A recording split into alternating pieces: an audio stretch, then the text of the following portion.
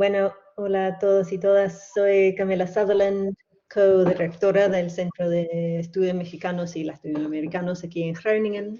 Y es mi gran placer presentarles a Angelita Martínez.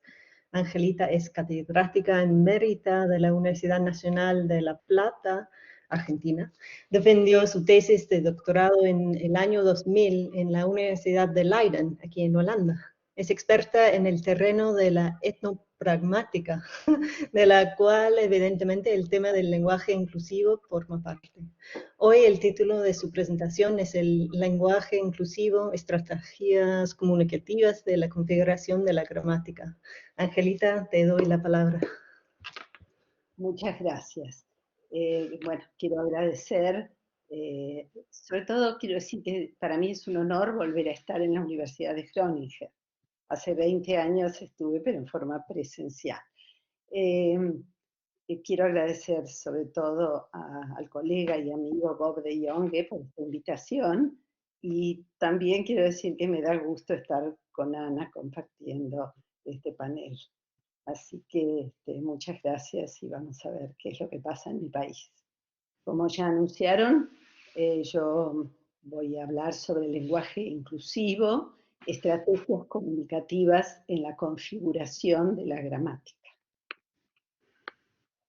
Entonces, en principio me gustaría decir desde dónde estoy posicionada frente a lo que implica los principios que regulan el lenguaje para que se entienda cómo estoy observando el avance del lenguaje inclusivo.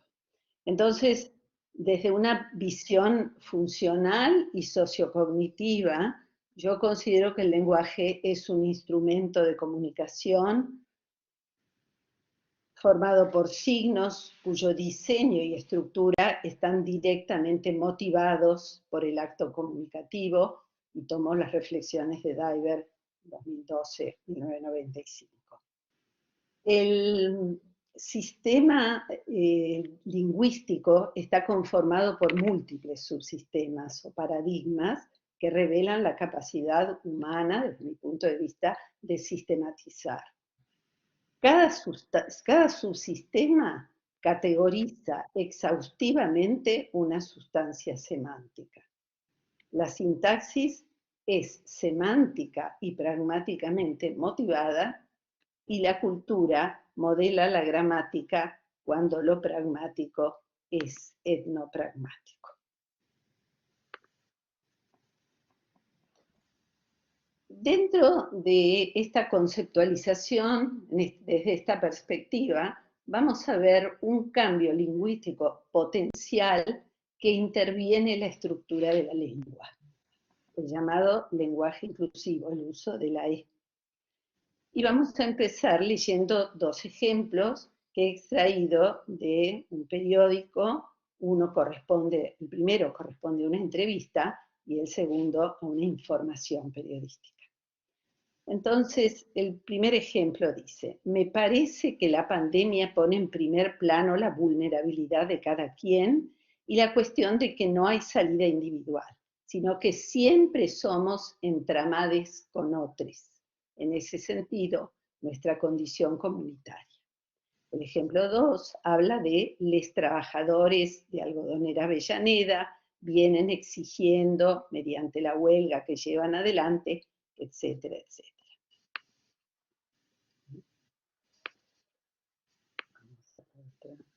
La siguiente diapositiva. Entonces, lo primero que nos vamos a hacer es preguntarnos acerca del género en la lengua española. Y la pregunta sería: ¿el género en español constituye un sistema? Así como habíamos hablado de esos subsistemas que categorizan exhaustivamente una sustancia semántica. Es sabido que no constituye un sistema. Y no lo constituye porque no categoriza exhaustivamente una sustancia semántica. Entonces, ¿de qué se trata? Se trata de clases de palabras.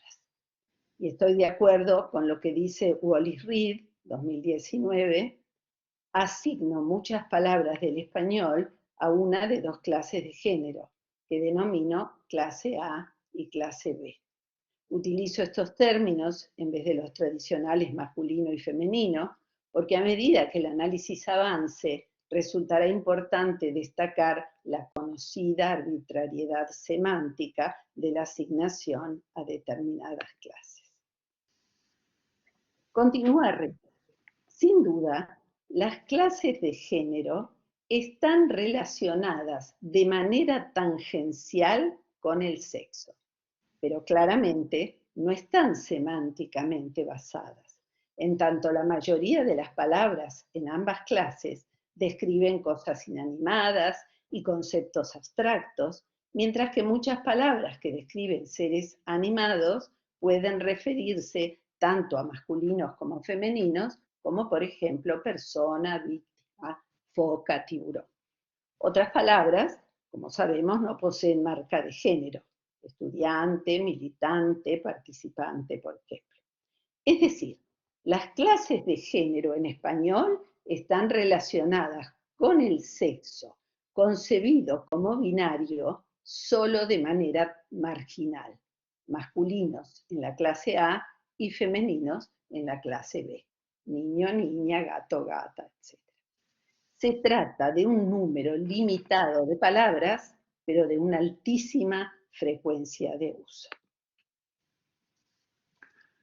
Como todos sabemos, además, el masculino es más extenso que el femenino, es decir, su alcance es mayor en tanto se emplea además como genérico para designar la clase. Es decir, expresiones de género gramatical masculino que tienen su correspondiente femenino son las utilizadas para referir a masculinos y a femeninos. Como sabemos todos, la expresión los niños puede involucrar, de acuerdo con el contexto, a todos los infantes, así como el hombre es un animal político, remite a todos los seres humanos. La idea de que este hecho lingüístico pudiera ser la emergencia de un fenómeno cultural sedimentado desde una ideología fuertemente androcéntrica, impulsó, como sabemos, por parte de algunos colectivos sociales, la adopción de nuevas prácticas discursivas, con el propósito de manifestar la inclusión de la mujer, como así también de otros géneros humanos. Entonces, ¿qué evidencia cultural tenemos? En la Argentina, dos hechos históricos sociales han influido fuertemente en el cambio de perspectiva y han impactado en el empleo del lenguaje. Uno es la causa feminista contra la discriminación y la injusticia, y la otra son los avances en el conocimiento sobre la construcción social del género humano, el reconocimiento de diferencias sociosexuales. Desde la reflexión, por ejemplo, Quino, el autor de Mafalda, esa niña rebelde que siempre critica la sociedad, ya en 1964 producía viñetas como esta que he separado. Como vemos, Mafalda está pensando en la mujer cosiendo, en la mujer lavando los pisos, en la mujer tendiendo la ropa, y luego reflexiona, claro, lo malo es que la mujer, en vez de jugar un papel, ha jugado un trapo en la historia de la humanidad. También el accionar, ¿no? Recordemos que el colectivo Ni Una Menos se produjo en Argentina en el año 2015, Ni Una Menos, que denunciaba los femicidios. Y por último, el activismo de disidencias no binarias, el cartel dice, les no binarias también abortamos. ¿Cuál fue el impacto en los hablantes? La propuesta ha generado en nuestro país militancia y resistencia. Y el cambio, que pretende visibilizar una realidad, se constituye a su vez en símbolo de esa militancia y de esa resistencia. La aceptación se da tempranamente entre estudiantes, algunos intelectuales, algunos militantes progresistas. Se consolida en la profusión de guías de empleo del lenguaje incluyente, en las que se sugiere borrar marcas androcéntricas y hacer un uso del lenguaje en el que las mujeres cobran presencia y un papel más activo. Estos trabajos procedimentales son adoptados por instituciones públicas, gobiernos y universidades. Se han multiplicado y a la vez se va generando producción académica sobre su valor y su necesidad de empleo. Desde mi mirada lingüística, considero el uso del lenguaje inclusivo como un privilegio para la investigación sobre el funcionamiento del lenguaje, porque desde una necesidad comunicativa se interviene en la estructura de la gramática y se va inaugurando en el español la matriz de un sistema que categoriza exhaustivamente género humano no binario. Les voy a leer la reflexión de un escritor acerca de las distintas posiciones sobre el lenguaje inclusivo. Pablo Melicchio, escritor, dice: querido lector, o los hombres de la historia, expresiones así o similares utilizaba en el pasado cercano, dando por sentado que ahí estaba incluida la mujer. Pero todo lo contrario, ahí estaba excluida la mujer y otro género fuera del discurso, como de tantos lugares. Es ni más ni menos que la potencia del discurso del patriarcado en el que me formé como ser hablante y luego como escritor. El debate que se dio en la mesa familiar ubicó muy bien las distintas posiciones. La tía, aferrada a la vieja escuela patriarcal, oponiéndose al uso de esa pavada del lenguaje inclusivo. Los adolescentes naturalizando su uso, críticos y tolerantes. Y quienes visibilizamos el valor y el poder de las palabras y que ahora nos detenemos a repensar, paramos la pelota del discurso antes de escribir o hablar, y aunque muchas veces titubeemos, estamos convencidos de que el discurso es un instrumento de poder.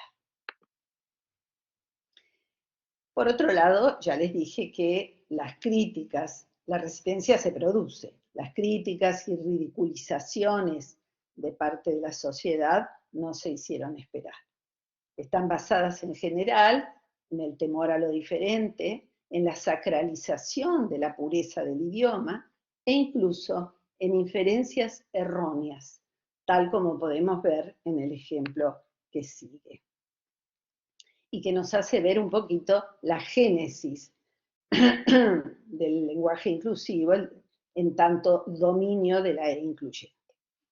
Entonces, esta vez la viñeta es de Bart Simpson, del personaje Bart Simpson, y él está leyendo las instrucciones para hacer funcionar un aparato, y dice: las instrucciones en español se arruinaron. Debo leerlas en lenguaje inclusivo. Y entonces se pregunta: ¿les tornilles? ¿Qué rayos es eso? En esta viñeta queda expuesta la errónea interpretación, yo me pregunto si consciente o no, del humorista, que en tanto pretende hacer inferir irónicamente la modificación del género de la palabra tornillo, pone en manifiesto un desconocimiento que paradojalmente permite iluminar la génesis de la innovación. Un lector atento al empleo del lenguaje inclusivo inmediatamente percibe la confusión del autor de la historieta sobre la sustancia semántica de la matriz de cambio, que atiende al aporte significativo de una E como morfema para señalar exclusivamente género humano, cuya matriz entonces vemos a continuación. O sea, la matriz de un potencial cambio o la matriz de lo que yo observo ahora cuando analizo los usos inclusivos. Entonces, pasaríamos a una sustancia semántica que implica solo referentes humanos y concepto de género no binario. Entonces tendríamos la forma del femenino, as, la forma del no femenino que se usa como masculino y como generalizado, os, y una nueva forma que se usaría como incluyente, es. O sea, que en este sistema se da una oposición de las que Diver llama oposición de inclusión. Y esa oposición de inclusión se da entre el no femenino y el incluyente. Porque una oposición de exclusión indicaría que el femenino se usa para ciertos referentes, el no femenino para ciertos referentes y el incluyente para otros referentes distintos. En este caso no, en este caso, por lo que yo observo, el femenino se usa para los referentes femeninos, pero alternan como incluyente la forma del masculino, así como la nueva forma es en una oposición de inclusión. Entonces, el uso incipiente, la variación lingüística, que es lo que les estaba diciendo. En lo que corresponde al empleo incipiente del nuevo morfema e en el marco de inseguridad que implica un cambio de rutina tan arraigado como lo es el empleo de las clases de género, la alternancia de la innovación con la forma normativa se halla siempre presente en los géneros discursivos que hemos indagado. Y yo he indagado algo del discurso oral público, de la entrevista periodística y de los textos académicos. Por supuesto que no es un uso general, sino que se observa en algunos funcionarios, en algunos periódicos progresistas y en muchas universidades nacionales. Entonces, comenzamos por el discurso oral público y he tratado de resumir, de sistematizar mis análisis en una característica de cada uno. Entonces, el discurso oral público tiene como característica el empleo privilegiado de algunos lexemas. O sea, los funcionarios dicen muy a menudo todes, amigues, chique, etc. La forma innovadora se manifiesta con una frecuencia relativa muchísimo menor que la normativa y los lexemas favorecidos emergen con carácter simbólico. El más conocido es todes. El ejemplo de una funcionaria del gobierno nacional es: decir niño no alcanza para representar las experiencias heterogéneas y múltiples de la niñez. Desde el Estado queremos nombrar una jornada en plural que celebre a cada chica, chico, chique, gurí, changuito, mitaí en guaraní, güeñi en mapudungún y sus diversos modos de vivir esta etapa de la vida. En lo que respecta a la entrevista periodística, he desarrollado este tema más en un artículo que ahora dice en prensa, pero salió recientemente. Considero que la característica de la entrevista periodística es un sesgo de frecuencia menos pronunciado. ¿Y por qué es menos pronunciado? Porque en realidad ya no son lexemas simbólicos, sino que los lexemas privilegiados con el uso de la E son aquellos que se acercan mucho al tema de la entrevista. Pero analizando en profundidad estas entrevistas, me doy cuenta de que la estrategia es aún más compleja. Los referentes ligados al tema central de la entrevista, además, señalan un compromiso ideológico, pero la variación establece una tensión entre los unos, quien habla y sus amigos, y los otros, que en este caso se muestran como quienes pueden impedir la posibilidad de decidir. Les voy a leer un ejemplo, pero les aseguro que he encontrado otros y que además ya hay una tesis que se defendió una tesis de maestría que se defendió en CUNY, en Estados Unidos, y que analiza las revistas anarquistas y ve esta misma estrategia. Los anarquistas con la marca inclusiva, en este caso era la arroba, la X o la E, y los otros, los enemigos de los anarquistas, con la marca normativa. Entonces leamos el ejemplo último que yo he encontrado. Considero que el gobierno entiende que hay una demanda de la sociedad en acompañar a las mujeres que tienen cualquiera de las dos posiciones. Mujeres y cuerpos gestantes que deciden maternar, que deciden tener hijes y les que no. También creo que hay que revisar que la ley deje planteada una alternativa para las mujeres, porque la interrupción voluntaria del embarazo tiene que estar garantizada. No podría suceder que todos los profesionales de una institución sean objetores y entonces el aborto no se puede llevar adelante. O sea, las mujeres, los cuerpos gestantes, van a tener hijes o no van a tener hijes. Pero los profesionales que se niegan a atender a esas mujeres son los profesionales y son objetores. Como no tiene artículo, no tiene marca de género. No, me parece que me fui para atrás. Aquí. Con respecto al discurso académico, me pareció interesante mostrar un mapa de nuestro país, coloreando, gracias Gabriela Bravo de Laguna, porque ella fue la que hizo el color, las provincias donde funcionan estas universidades nacionales. Entonces, como pueden ver, el espacio en que ha sido autorizado el lenguaje inclusivo para que los estudiantes y todo el personal de la universidad utilice en sus escritos, sean o no académicos y en su oralidad, es bien amplio y las universidades son abundantes. Vamos a ver aquí. Entonces, tomé, para hacer el análisis de este nuevo género discursivo, una tesis de licenciatura de Colombo y Socino, del año 2019. ¿Qué características le encontré a este discurso? Que hay, por supuesto, como es un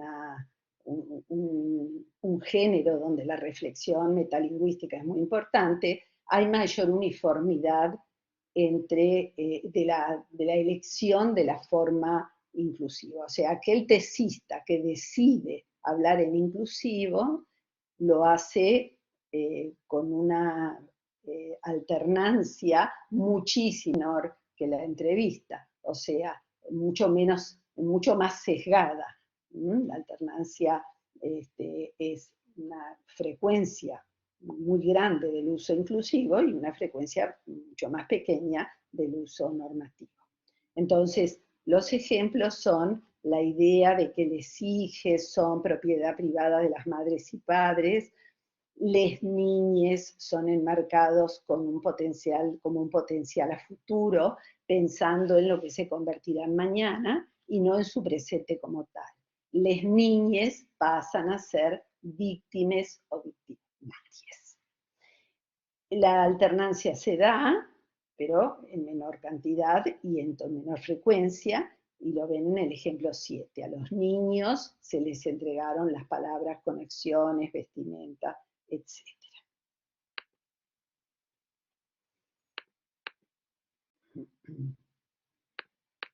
Pasamos. La alternancia. Lo interesante de este género discursivo es que además de esa alternancia entre la forma innovadora y la forma tradicional que he encontrado en todos los discursos con mayor o menor sesgo de frecuencia, se añade una nueva alternancia, la alternancia interna en la frase nominal. Entonces, en el empleo de la forma innovadora se observa esta nueva alternancia, la variación en la concordancia, discordancia entre el núcleo y sus modificadores. Entonces vamos a ver dos ejemplos de discordancia. El 8 dice, y por último, se considera al niñe como incapaz, etc. Debería ser a le niñe. Y en el segundo, este sistema mecánico requiere de un sujeto, no se usa une. Entonces, acá tenemos otro ejemplo de discordancia. Carmen Pérez explica cómo la figura clásica del fotógrafe, desde el de fotógrafe, y nuevamente después cómo el fotógrafe en vez del de fotógrafe. Nos preguntamos entonces cuándo concuerda el artículo, como hemos visto en el primer ejemplo. Entonces vemos 11 y 12.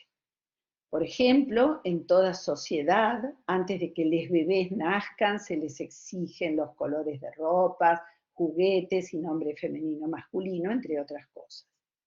Y el 12, el análisis de la comunicación comunitaria se centra en la idea de vincular de manera equitativa todos los agentes de la sociedad, de escucharnos como comunidad y garantizar siempre la participación y el conocimiento de cada uno.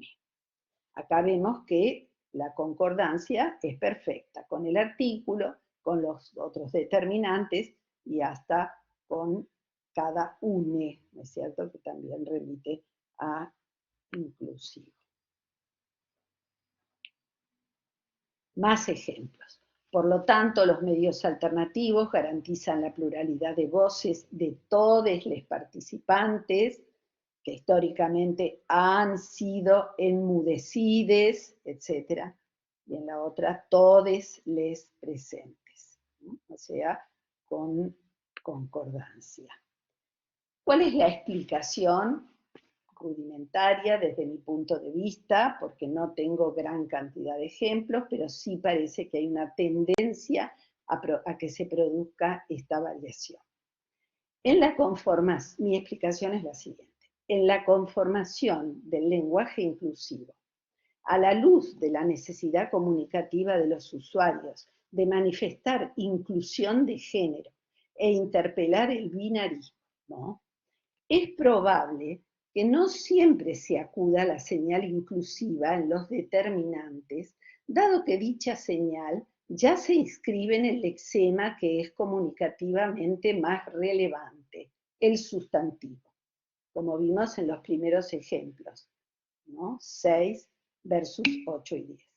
Por el contrario, la señal incluyente se añade categóricamente al determinante para evitar la inferencia de masculino genérico cuando el sustantivo termina en ES, o sea, o E o ES, o sea, cuando no hay marca de género. Entonces, para que no se confunda con el masculino genérico, ahí sí es relevante, es importante marcar la inclusión en el artículo, tanto como los adjetivos, sean estos modificadores directos o predicativos. Se trata de dos maneras de lograr efectos contextuales con el menor esfuerzo de procesamiento. O sea, ¿para qué repetir la concordancia si con un inclusivo alcanza? O sí aludir a la concordancia cuando puede haber ambigüedad. Y como conclusión, obligada a un trabajo de investigación, me pregunto qué impacto puede tener este rastreo, esta investigación, este mirar miópicamente cómo va avanzando el uso del lenguaje inclusivo en la teoría del lenguaje. Y me parece que sí puede abrir un camino de discusión a ciertas cuestiones.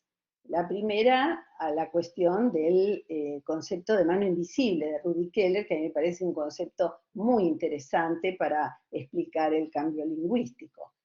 Esto ayudaría a debatir que el hecho de la mano invisible, que es tan difícil de rastrear cuando el cambio ocurrió hace mucho tiempo, a veces se visibiliza. y no dejar escapar los lingüistas esta posibilidad de tener en las manos la mano invisible que se ha visibilizado, la futura mano invisible que en el presente se ha visibilizado. En segundo lugar, también me parece interesante ver los textos de Sarah Thomason, porque ella dice que parece que con mucha razón, que los cambios que afectan la estructura de la lengua pueden ser manipulados. Y esto nos acompañaría esa idea de Thomason, que aún los cambios que influyen que afectan la estructura pueden ser conscientes por parte de los hablantes. Yo diría incluso cuando no hay contacto de lenguas, porque Sarah Thomason desarrolla esta idea en un marco de contacto de lenguas. Y por último, siempre volvemos a mi querida maestra Erika García, porque ella me marcó la relevancia de la estrategia comunicativa. Y entonces a mí me parece que comenzar a observar las estrategias comunicativas de estos hablantes, de estas cuestiones noveles, nos empiezan a señalar algunas posibles direcciones del cambio. Y con eso doy por terminada mi presentación, vuelvo a agradecerles y los saludo muy, muy cariñosamente.